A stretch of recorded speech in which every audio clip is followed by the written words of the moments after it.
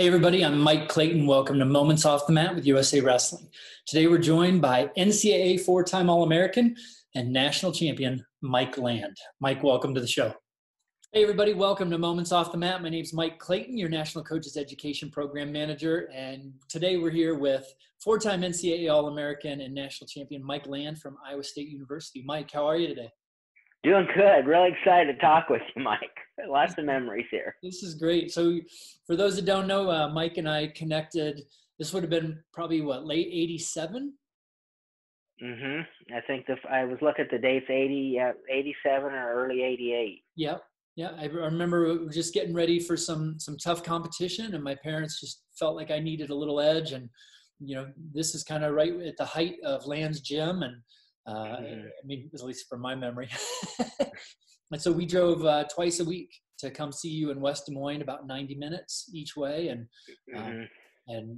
yeah, that's how we got to know each other. And I'm kind of excited to dig into that a little bit more today and hear the history of how Land's Gym started. And kind of excited. I don't know that I've known that much about your youth wrestling career and how you got started in the sport. And maybe that's a great place to start off.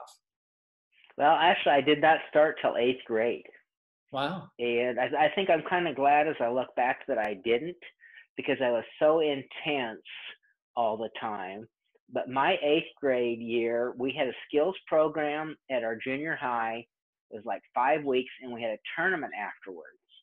And then I wrestled a tournament at the YMCA, and then I went to 4 weeks of wrestling camp that summer, 2 at Iowa State and 2 at the University of Oklahoma.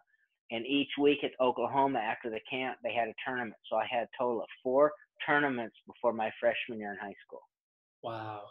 Not a lot of wrestling experience going into high school, but how do you think that helped you keep a fresh perspective in high school? Is that? I just, as always, had set goals. My goal as a freshman in high school was to make the varsity at Valley. And for some reason, then they only allowed freshmen at 98. Which I couldn't have made the team at 105 anyway. And so I cut a lot of weight. I actually weighed 110 in 8th grade and cut to 98, which was the first time I'd ever cut weight or done any of that. But I made the varsity and made it to state that year. But just determination, I got a mat in the basement and I started inviting guys to come over, and I'd work out with anybody that I could, whether they weighed, 100 pounds. I had guys that weighed 150 pounds that came over. You said you started off setting goals. Was that something that you did on your own, or did you have somebody that kind of structured that for you? No, I don't really remember exactly how that started. It's just like I knew that my goal was to make the varsity as a freshman. And at that time, I wasn't even thinking about the state tournament or that. It's just I was just going to do my best. And no one really guided me in that or said, do this or it's too high, or that. I just learned a lot of that through experience. Won 1 state title, won 2 junior national titles. 2 junior, okay. And that's kind of when my connection with USA Wrestling after 1973. I'm sure you know who Steve Combs is. Sure. He took us to Poland. All the junior national champs went to Poland, and it was kind of neat because some of the guys that I met from there, Randy Stottlemyre was on our team, Mark Lieberman, Mark Johnson. Became really good friends with Mark Johnson. We had a pretty good team. Yeah. Went over to Poland for 3 weeks and toured and wrestled. So what was that like? I mean, you start wrestling in 8th grade, you've got a state title under your belt, and now you're traveling to Poland. No, I hadn't even won. I won junior nationals before I even won state. Oh, wow. Yeah. So this was before a state title, and you're traveling internationally, competing. How big of an influence was that in your career? Freestyle was huge. I'm sure you know this name too, Mick Pickford. Sure. Mick, really, it was about my sophomore year that the Iowa Wrestling Federation really took off. And you probably remember this too, starting between junior and senior in college, I wrestled 66 times each spring and summer, and only once went to Colorado for regional national tournament. Never once went out of state other than Omaha. Because we had tournaments every weekend. We could go to Council Bluffs, We could go to Iowa City or Cedar Rapids or Waterloo. A lot of weekends we had two choices. At that time we had, for several, probably a couple decades, Iowa had 2 or 3 national champs every year. And plus there wasn't all these other U23 and all these other tournaments. The junior nationals was the premier high school freestyle tournament. It's all those matches. I'd say that was the thing besides the determination. It was having all those matches. And it wasn't a lot. I think it's ridiculous for 8 kids in 6th grade now to wrestle 150 matches a year or 200 matches a year. What's the tough part about the balance between wrestling and getting that competition and maybe getting too much competition? Because there are probably a lot of parents watching this today saying, if my kid could do 200 matches, that's 200 matches better than none. No, absolutely not. There's very few kids that can do that and continue it. One of the guys that I know that's involved in USA Wrestling here in Missouri, he said someone did a study, and most kids that start 8 years and under, only 20% of them even wrestle in high school. I don't know if that's accurate. I hadn't seen the study, but the parents need to manage that. And I've always told parents, if the kids want to go 3 weekends in a row, let them go 2. Hold them back, because the number one thing for success in wrestling, I think, is desire. Above the mental training, above weightlifting, above matches, above, technique and all that. When desire goes down, usually your performance goes down. And that's from, 30 some years of coaching, You've seen it. Yes. How do you, as a coach, work with the parents if the parents are really seeing the number of matches as the goal? How do you, as a coach, work with the parents and communicate with them to help them understand that maybe it's better to not do quite as much and kind of, like you said, hold the reins back a little bit? How do you communicate that to a parent that might say, well, my kid's going to fall behind if they don't get this number of matches? Like when I do my seminars in the mental and the camp, usually one of the days I'll bring the parents in for about 45 minutes at the last 45 minutes of our practice, and let them see what we do on the mat, what we do mentally, and then at the end I'll address the kids and the parents. And I shared that one time about not doing too much, and I don't know, a week or 2 weeks later, the coach at this club tells me the story. Says one of the kids didn't go to a tournament one weekend, and so he got a hold of the dad. It's like, what's going on? Is the kid sick? Is he not feeling good? Is he hurt? He goes, no, we just listened to Mike, but then other kids go every weekend all over the country, and because the parents think more is better. How about for the coaches too? Because if I'm a club coach and this is how I make my living, being on the road, taking kids to tournaments, the more I do that, the more that helps me make my living and establish myself. I know right now with coronavirus, we're not really traveling. We're not doing a lot of that. And those clubs and those folks are getting hurt. And there's a lot of empathy that goes out. We understand that that's a difficult situation to lose that income. But if we're pushing for income-based goals as coaches, how does that play into the mix? Like, does that cloud our decision or what are your thoughts there? One, I think a coach has got to do the right thing, what's right for the athlete.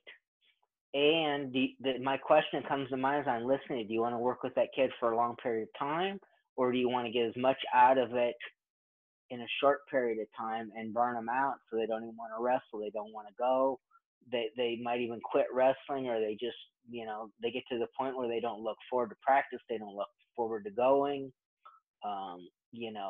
And that's not everyone, but I'll bet that's a high percentage of them. You bet. Especially the younger you are.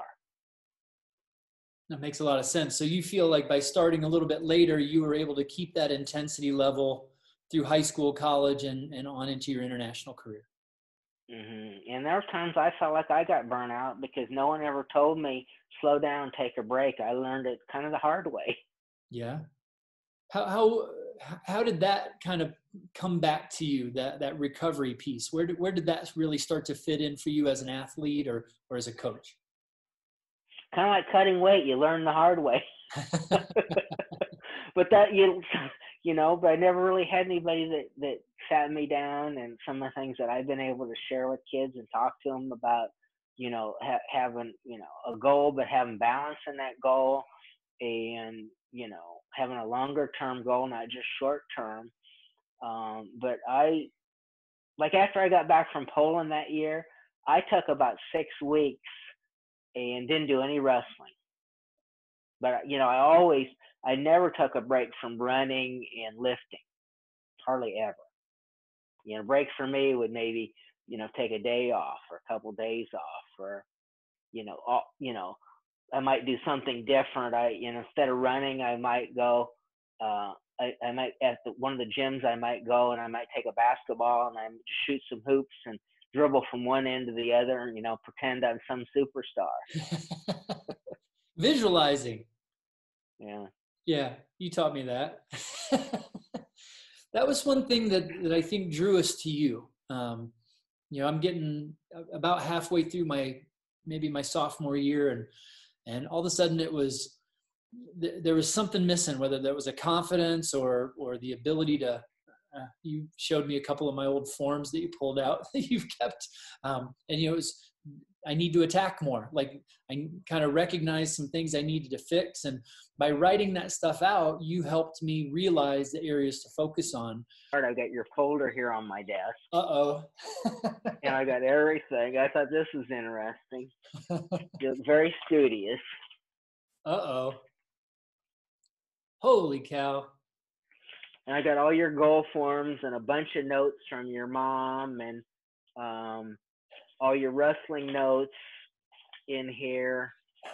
It was in stuff I don't even remember. I wrote Reg Wicks a letter in 1989 on your behalf.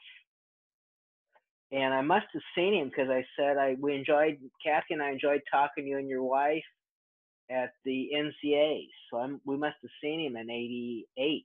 I'll be darned. So, but there's letterhead and everything. So, that's crazy. I always wrote things. I remember writing down all my weightlifting. I take a notebook to the gym. I don't know exactly how the mental aspect came into. I used to listen to some, motivational tapes,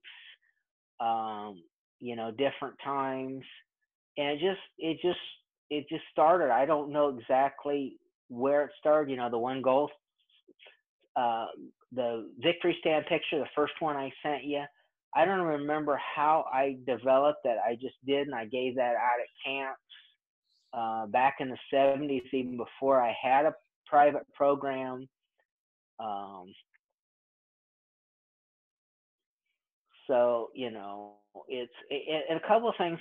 I always tried to focus. Well, there were several focuses. One is to get the athlete to believe in themselves. And I could do that.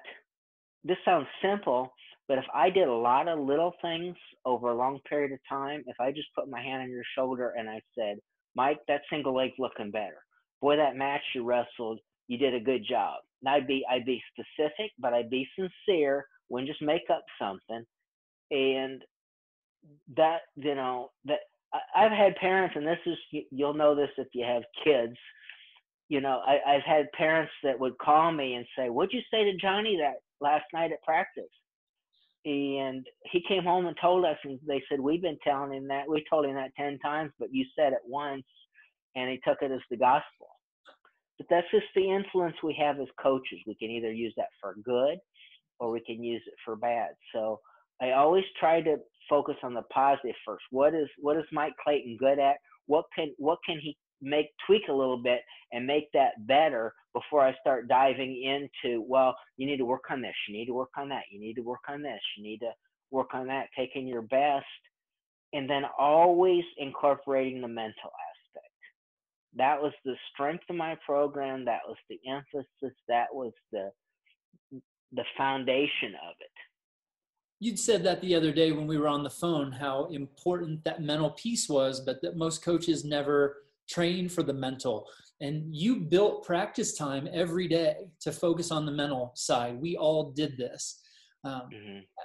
it was that important to you, this mental piece? Absolutely, absolutely. It it was a little bit different situation because I didn't. Most of the guys that were coming were in a high school practice or junior high practice during the season, or maybe a lot of them were in other sports.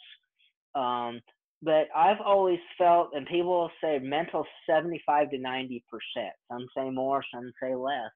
But then my question is, how much time are you spending on that on a regular basis over a long period of time?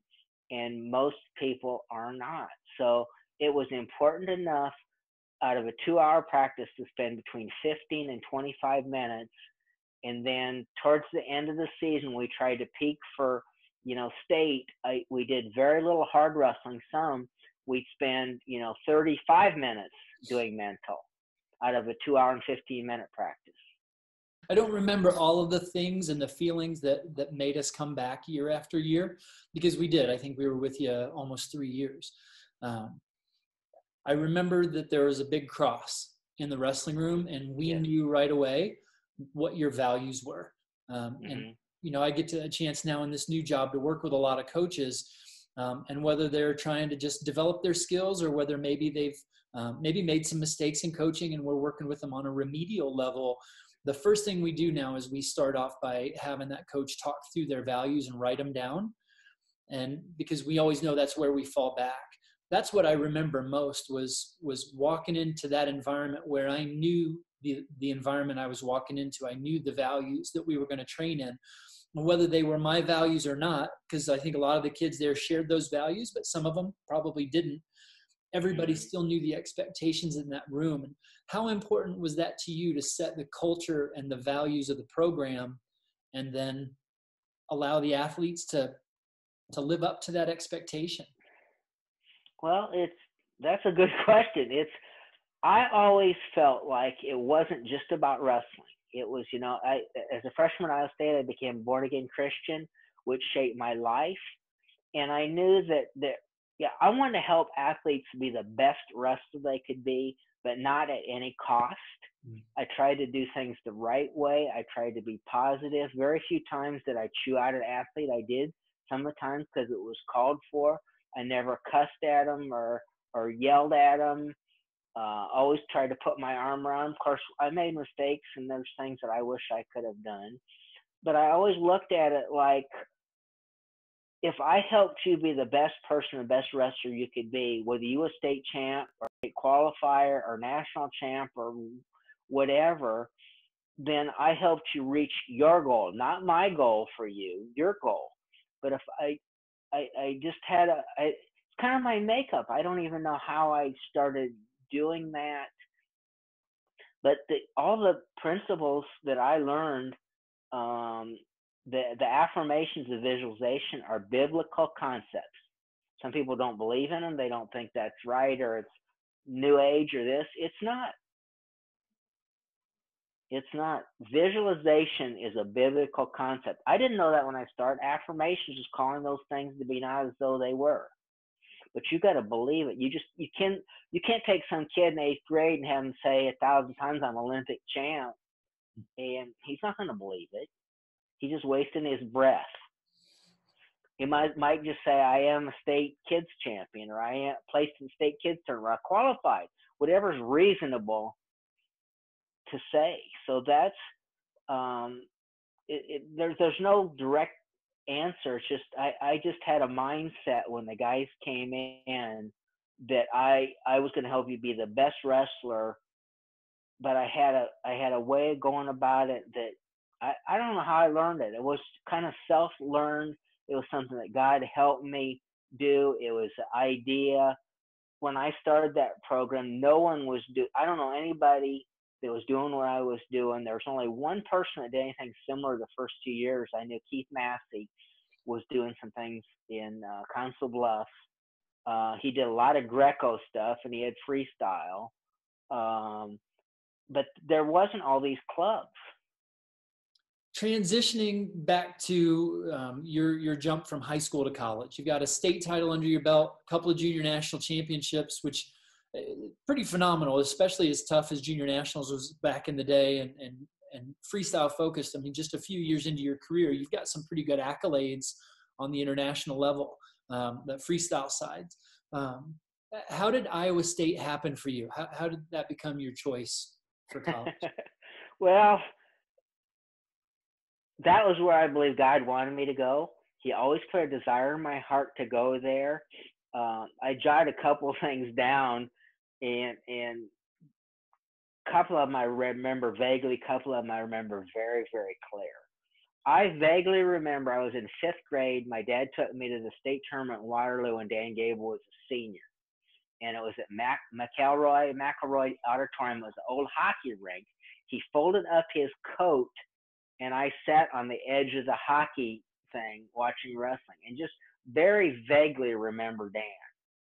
Well, then I remember him very clearly in the 1968 Olympic trials. And then I remember going up to Iowa State. I think it was 1969. They wrestled Oklahoma State.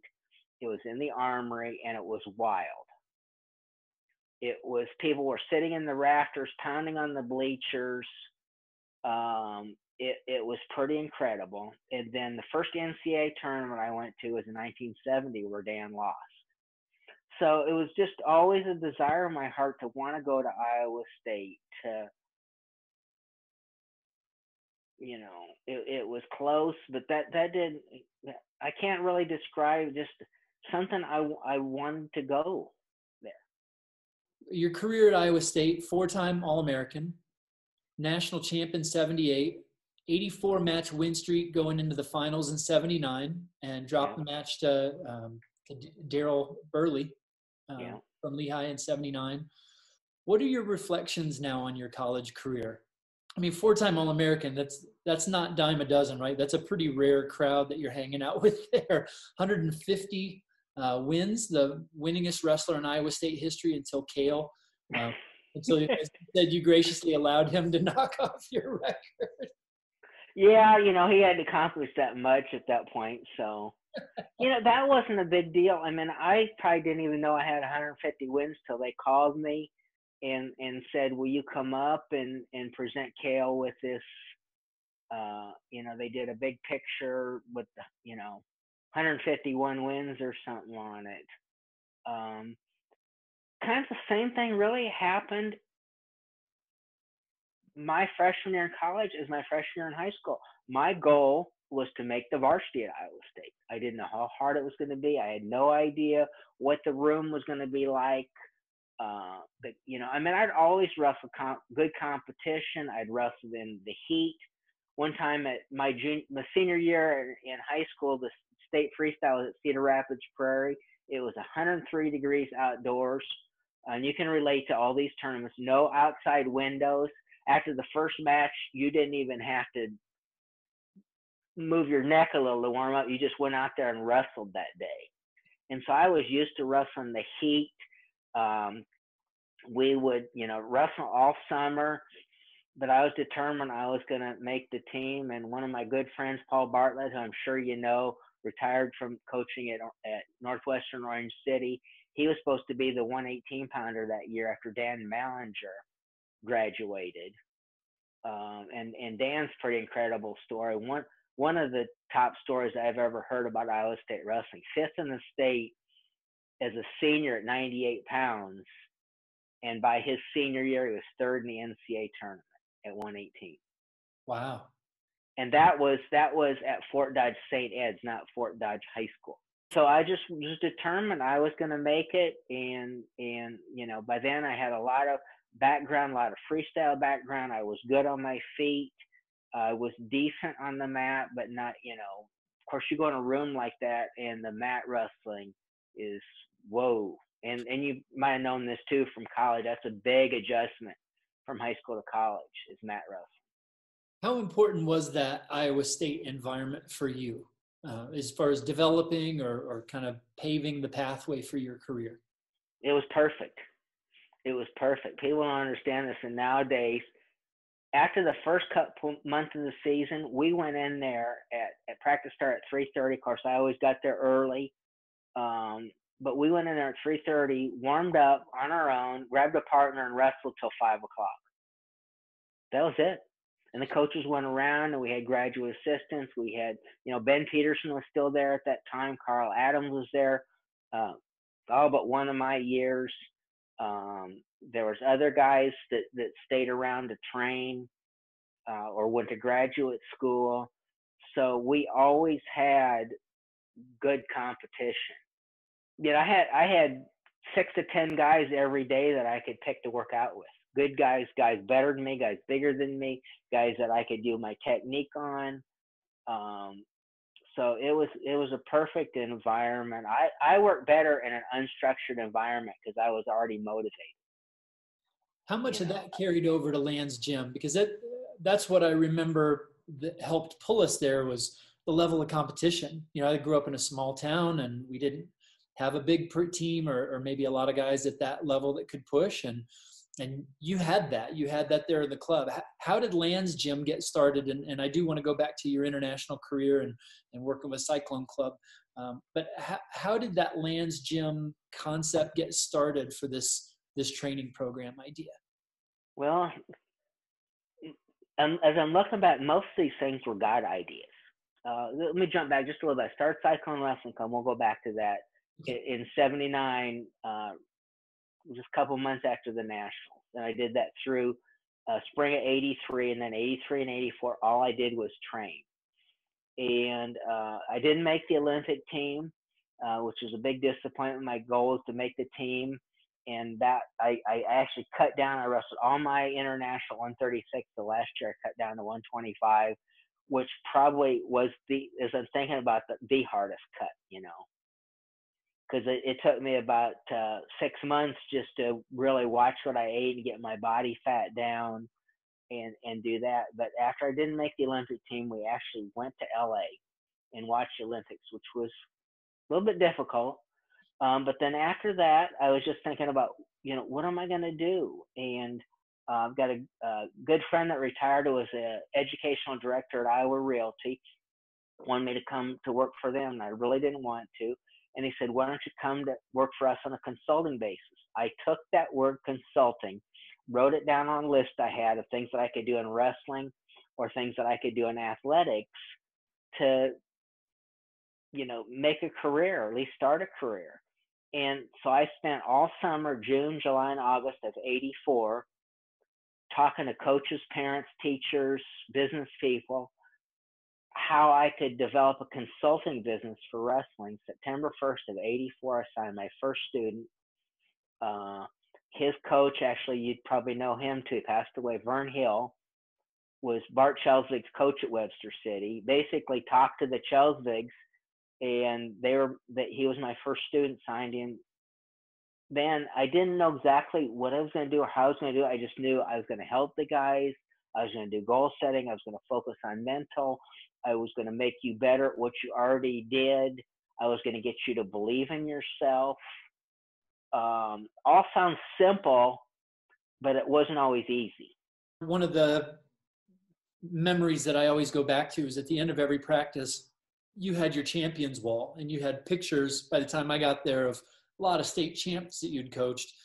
And to see that wall, and we would stand there as a group and we would just look at those pictures. And I don't know whether at the time you were calling it visualization or if it was just imagery, but I remember standing in front of that, and Bart was one of those guys he was a hero of mine because he had come before, had done what I wanted to do, and I got to look at that picture of him every day. Like, that's still a very vivid image in my mind.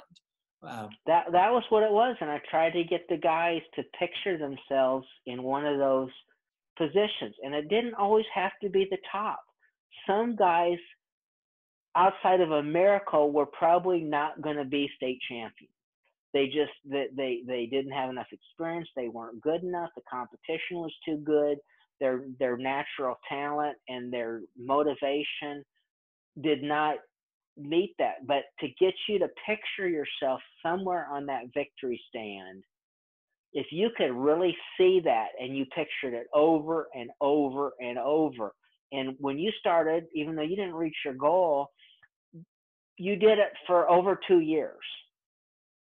You pictured that for over 2 years. And I say most of the guys that I had that were successful, it was after probably a year and a half to 2 years or more of doing that. They had to form some habits. They had to form some mindset.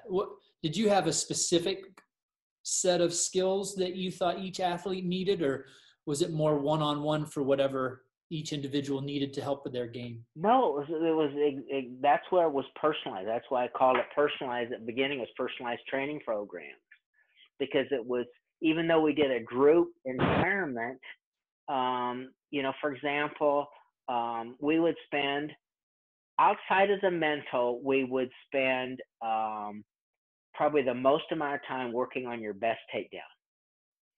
And, out of 20 guys in the room, there might have been 10 different best takedowns. But I never said one guy, you got to do a single, or you got to do a double. I took what you were best at, and I made that better. Because I felt there was a few things that you need to do to be successful in wrestling. One, you need a desire, which I said was the most important. You need to set goals. You need to do the mental part. You need to have a good takedown, and probably at least be decent being able to get away on bottom. There's a lot of other things, but if I always prioritized and thought, okay, here's the three most or five most important things to do. What are those? And spend more time on less things and make them better. That must be where I got it, because that's in our bronze class now. Time on task, right? You want to develop a skill, spend time on that skill. Right. You're better off doing one takedown 50 times than 10 takedowns 5 times. You bet. And the greats, right? If you say John Smith, what was he good at? Jordan Burroughs, he's good at a double. Like, the best moves of the best athletes, and they still beat you with it. Right. Because they've done those tens of thousands of times. They've done them under every environment, with every setup, with every type of guy that runs or comes at you, or is low and stocky, or tall and lanky, or funky, or if you've done it enough times against enough people, you've done it all those ways. With the time at Land's Gym, it was a lot of relationships. I figured at one time, I worked with over 600 guys, and that was a minimum of 6 months. And most of them were, a year, 2 years. I had 4 guys that I worked with for 4 years. Of course, a couple of names you'll know pretty well. Nick Mitchell, who's done very well. Chad Tunick, and then Dean Leaders and Chad Ryan from Underwood. And those guys drove an hour and 45 minutes each way for 4 years, once a week. Wow. And so it's just the relationships with the guys, even to this day.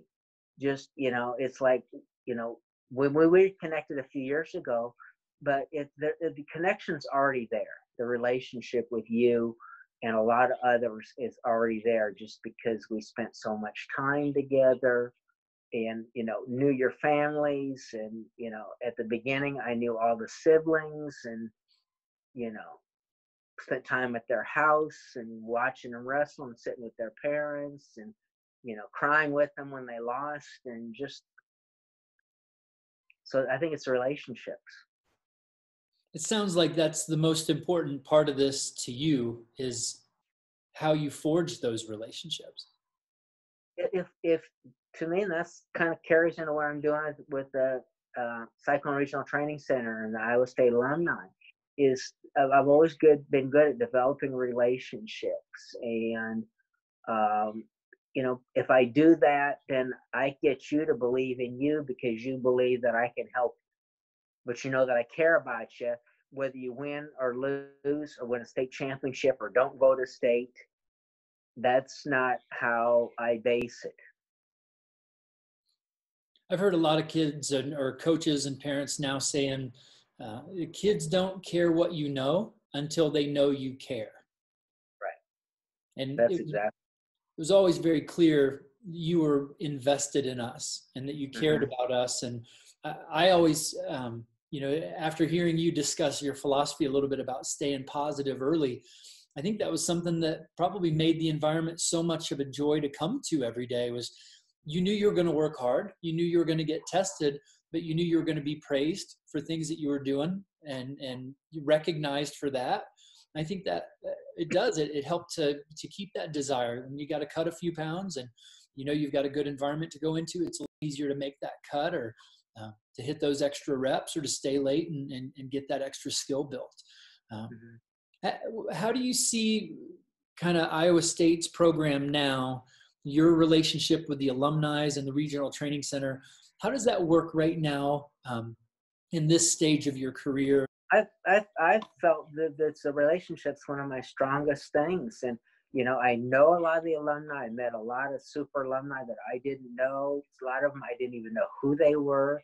It helped. A lot of them knew who I was, but not everybody did. And so, I don't have the desire to really coach anymore. I would do a camp here or there, but to be on the mat every day, it's like, I just don't enjoy it. I'm not passionate about it like I was. Sure. I think because I did it for so many years full time, I figured I was involved in wrestling 22 years full time from the time I started through when I closed the gym in 92. Some aspect of wrestling coaching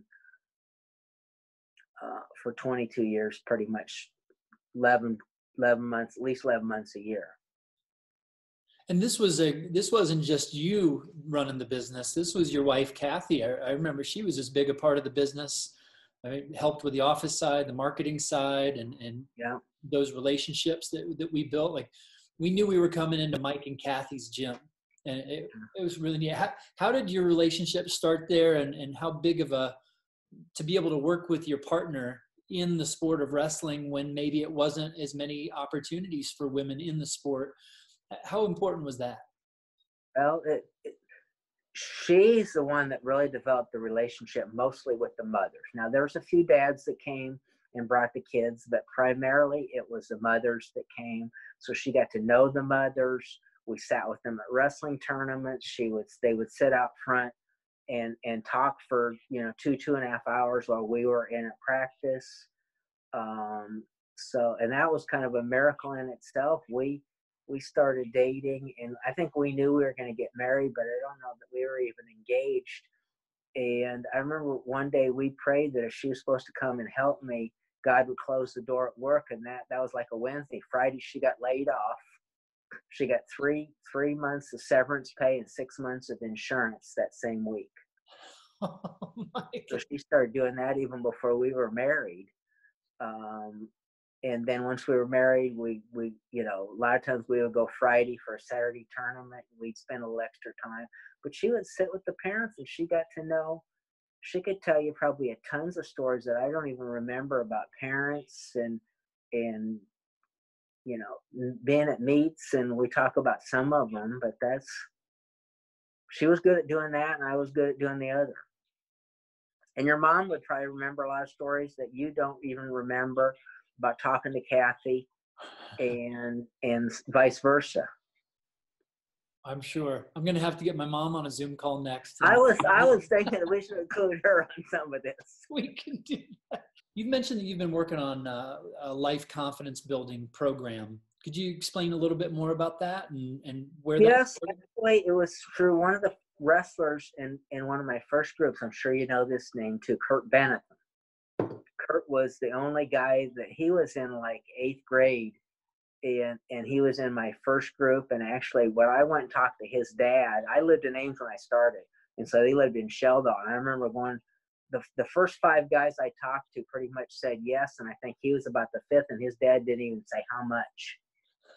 And I only worked with Kurt for about 6 months that year, but then we reconnected, I don't know, 4 or 5 years ago, because he's in Ankeny, and some of the guys knew him, so I reached out to him, and he at that time said, "Hey, would you consider doing a notebook for my youth program in Ankeny?"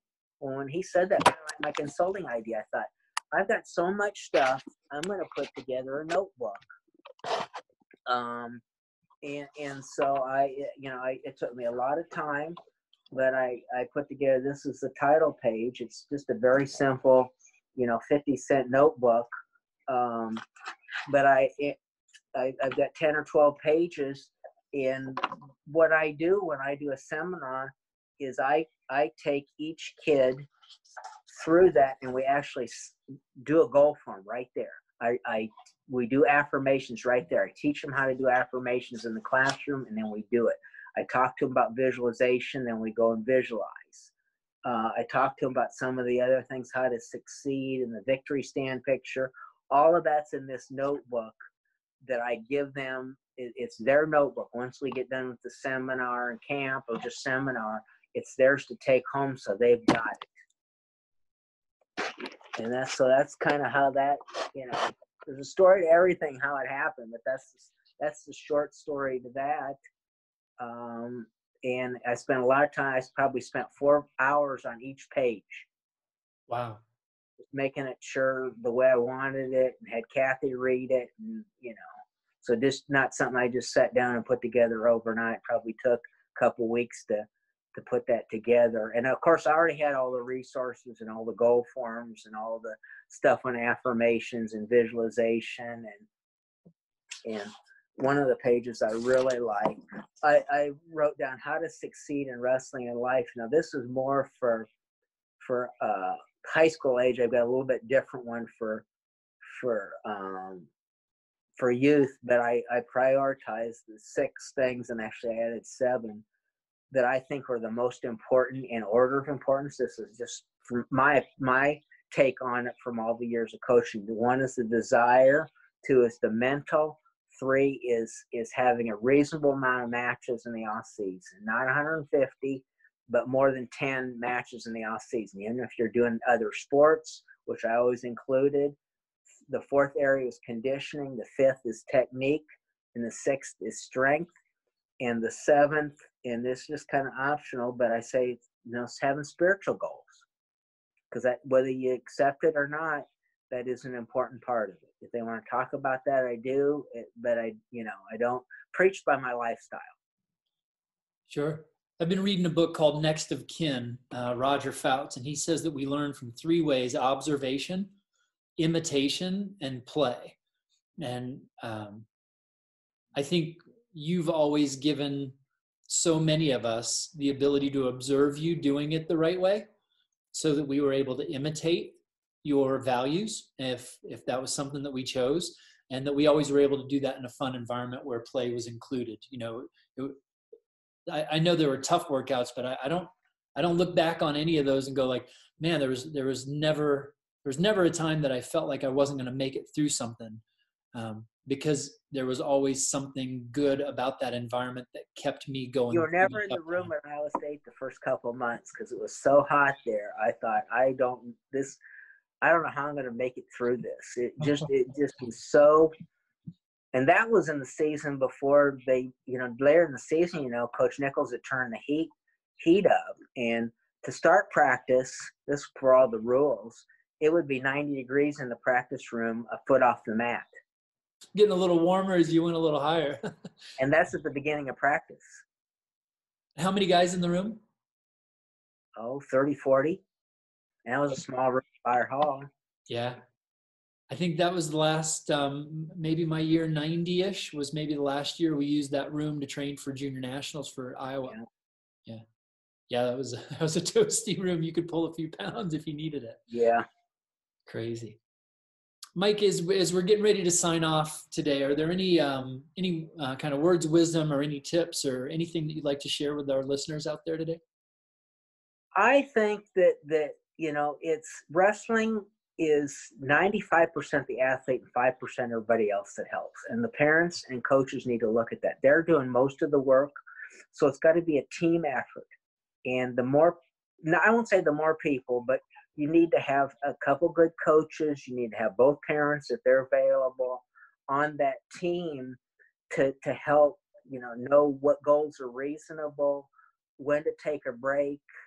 And if not, you need to have counselors outside that know what they're talking about, that you can go and talk to as a coach as a parent or as an athlete, that you have confidence in them that they're going to tell you what's best for them, not what's best for me or the parent or the coach.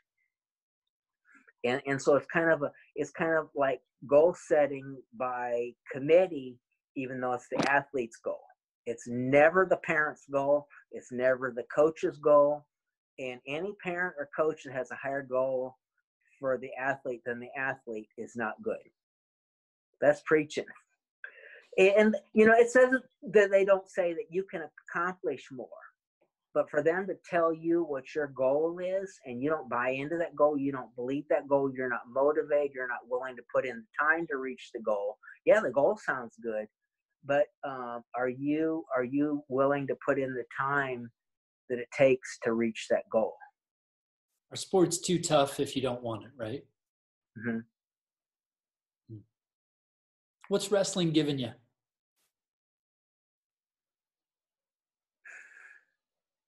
A lot of influence over a lot of people, a lot of relationships, a lot of seeds that I've sown that I don't even, I remember working with you, but I don't remember all the details and all the things that I said and all the places we went and all the tournaments I went and sat in the stands, Kathy and I, with your mom and your dad when he could be there.